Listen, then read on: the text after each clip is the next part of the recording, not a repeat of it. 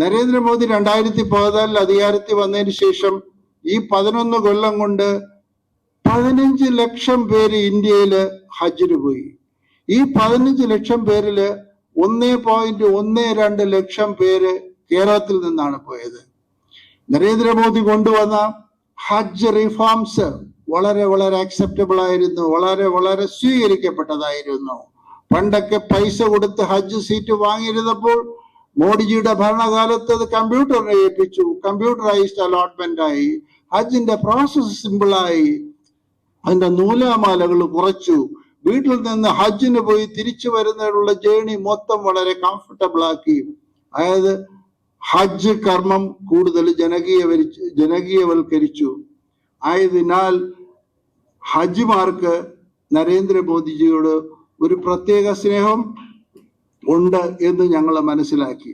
അതിനോടനുബന്ധിച്ച് ഈ 1,12,000 ഹജ്ജാജിമാർ, മോഡിജിയുടെ കാലത്ത് ഹജ്ജ് ചെയ്ത ആൾക്കാർ, 14 ജില്ലയിലുള്ള ഹാജിമാരെ നമ്മൾ കാണുകയും പ്രൈം മിനിസ്റ്ററുടെ ഇതുപോലെ ഒരു ഗ്രീറ്റിംഗ് കാർഡ് കൊടുക്കുകയും ചെയ്യും. ആദ്യത്തെ സ്റ്റെപ്പായിട്ട് പ്രൈം മിനിസ്റ്ററുടെ ലെറ്ററിന്റെ കണ്ടന്റ് ഇതാണ്: പ്രിയ സുഹൃത്തെ, താങ്കൾ പരിശുദ്ധ ഹജ്ജ് കർമ്മം നിർവഹിച്ചതിൽ വളരെ സന്തോഷം, അഭിനന്ദനങ്ങൾ.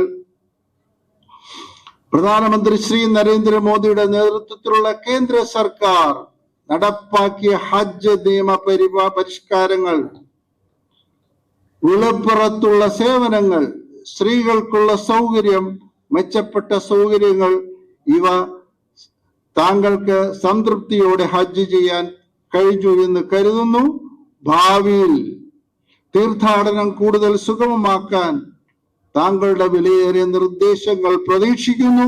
ഒപ്പം കൂടെയുണ്ട് ഞങ്ങൾ, വിശ്വസിക്കാമെന്ന ഉറപ്പോടുകൂടി ഒരു ഹെൽപ്പ് ഡെസ്ക് നമ്പറും കൊടുത്തുകൊണ്ട് ഏത് പ്രശ്നമുണ്ടെങ്കിലും ഈ ഹെൽപ്പ് ഡെസ്കുകളിലേക്ക്, 30 ജില്ലകളിലെ ഹെൽപ്പ് ഡെസ്കുകളിലേക്ക് വിളിക്കാം എന്നുള്ള ആഹ്വാനം ആ ഗ്രീറ്റിംഗ് കാർഡിനകത്തുണ്ട്.